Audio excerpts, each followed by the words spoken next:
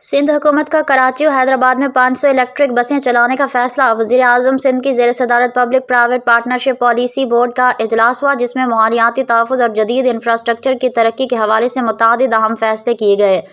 اجلاس میں کراچی اور حیدرآباد میں 500 الیکٹرک بسز متعارف کرانے کی منظوری بھی دی گئی۔ Public private partnership policy board کے اجلاس میں صوبائی وزراء شرجیل انعام میمن، ناصر حسین شاہ، بورڈ کے دیگر اراکین اور متعلقہ افسران نے شرکت کی۔ اجلاس میں نہ صرف الیکٹرک بسوں کے منصوبے کی منظوری دی گئی بلکہ شہر کے اہم انفراسٹرکچر منصوبوں پر بھی بات چیت ہوئی۔ اجلاس میں کراچی پورٹ سے قیوم آباد تک ایلیویٹڈ ایکسپریس وے کی تعمیر کی منظوری بھی دی گئی، جو شہر کی ٹریفک کے مسائل کو کم کرنے میں مددگار ثابت ہوگی۔